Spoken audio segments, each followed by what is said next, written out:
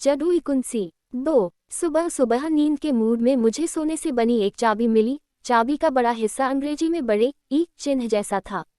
मैंने चाबी अपने पुराने स्टोर रूम के दरवाजे के ताले में डाल दी, जिसमें पुराने बक्सों का ढेर लगा हुआ था।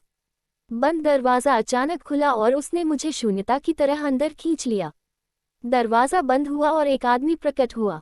मैंने उससे पूछा, तुम कौन हो और कहाँ से आए हो? पूरी तरह से सफ़ेद शर्ट और पतलून पहने हुए व्यक्ति ने मुझे कॉफ़ी की पेशकश की और कहा, आराम करो। यह मैं हूँ, आपका नया दोस्त।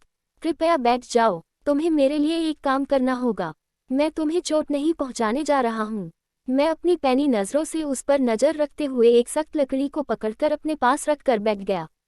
उन्होंने कहा, वह चाबी दरवाज़ा खोलती है और एक इच्छा पूरी करती है और आपको उस दुनिया में ले जाती है जो आप चाहते हैं। क्या यह मजाक है? मैंने कहा। उन्होंने कहा, नहीं, आपकी गर्लफ्रेंड की मानसिक स्थिति ठीक नहीं है और मैं चाहता हूं कि आप जीवन भर उसका ख्याल रखें। मैंने चौंकते हुए कहा, तुम्हें ये बात कैसे पता चली और मैं तुम पर विश्वास क्यों करूं? क्योंकि मैं हर किसी के जीवन का स्वामी हूं, आप मुझे भगवान कहते हैं। हर किसी का ख्याल रखना मेरा काम है, मूर्ख। अब मेरी बात सुनो, चाबी जितनी बार चाहो काम करेगी। आपको उसके दिल से डर निकालना होगा, उन्होंने कहा। इससे पहले कि मैं कुछ पूछ पाता भगवान गायब हो गए और चाबी मेरी जेब में थी। मैं उड़ना चाहती हूँ, उसने कहा। मैं उसे अपने कमरे में ले गया और उसकी आंखें काले कपड़े से बंद कर दी। मैं तुम्हें अपने दोस्त के पास ले जा रहा हूँ। उसके पास एक पैराशूट है, मैंने कहा। जैसे ही मैंने जादुई चाबी से दरवाज़ा खोला, हरे भरे घास के मैदान पर एक बड़ा नारंगी रंग का पैराशूट, साफ आसमान और सूरज दिखाई दिया। पहाड़ों, बादलों और महासागरों को पार करते हुए हम वापस आ गए। वह मेरी बाहों में थी। समय कैसा लगता है? मैंने कहा। उन्होंने कहा, मुझे पहले कभी ऐसा महसूस नहीं हुआ। मुझे ऊंचाई से बहुत डर लगता था। सोने के बाद वह अगले दिन आई और बोली, मुझे शाही देना चाहिए।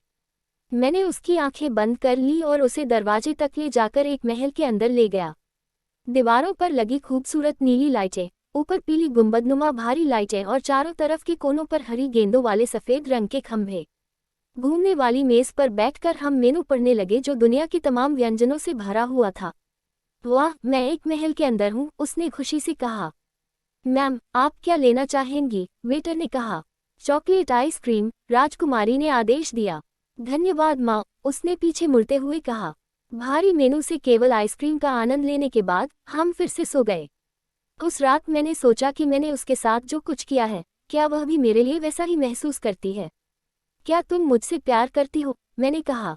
उसने ऐसे जवाब दिया मानो उसने सवाल सुना ही न हो। मुझे नाव की सवारी चाहिए।